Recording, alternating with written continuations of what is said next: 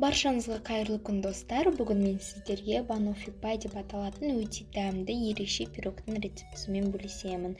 Видеоны соңына дейін қарап, каналға тіркеліп, лайк, комментарий жазуды ұмытпаңыз. Бізге керегі ұн, және де қопсытқыш, қант, май және де жұмыртқа. Ең алдымен біз ұнымызға қопсытқышымызды қосып біркелкі болғанша араластырамыз. Біз ең алдымен ұнымызды ыдысымызға саламыз, одан соң бір жұмыртқа, қант және де майымызды қосып, қамыр илейміз. Біздің қамырымыз жұмсақ, қолға жабыспайтын қамыр болу қажет.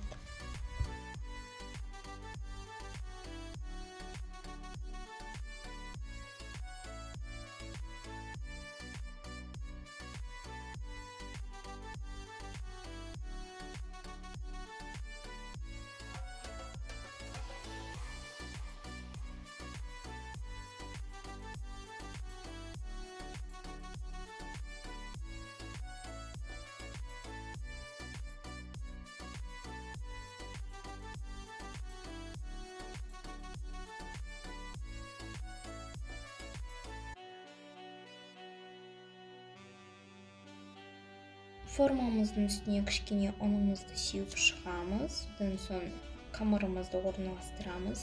180 градуста қызып тұрған пеште 20-25 минут пісіріп аламыз.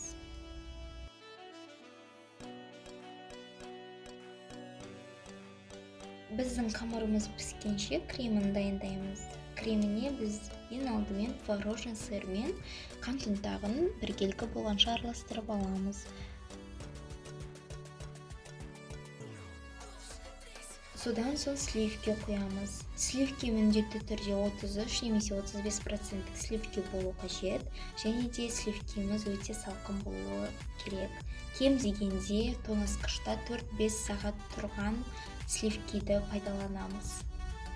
Барлығын біркелкі болғанша араластырамыз. Біздің креміміз өзінің формасын ұстайтындай крем болуы қажет. Біздің креміміз дайын. Қамырымыз піскен соң оны суытамыз, үстіне вареный сгущенкамызды жағамыз, содан соң банандарымызды қойып шығамыз.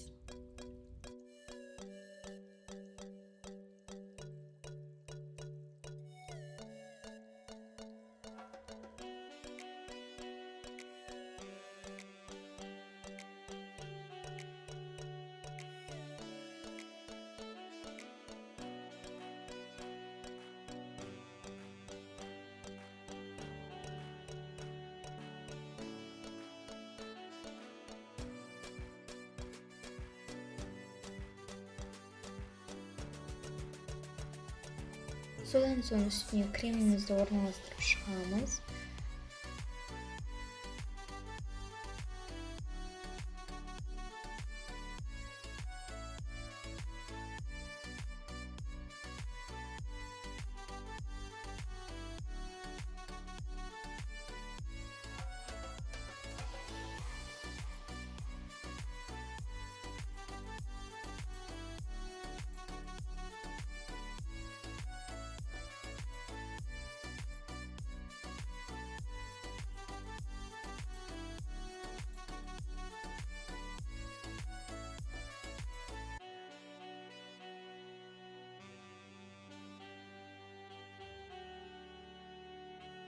Біздің пирогымыз дайын болды. Өте дәмді, ерекше пирогтардың бірі. Жасап көруге кеңес беремін.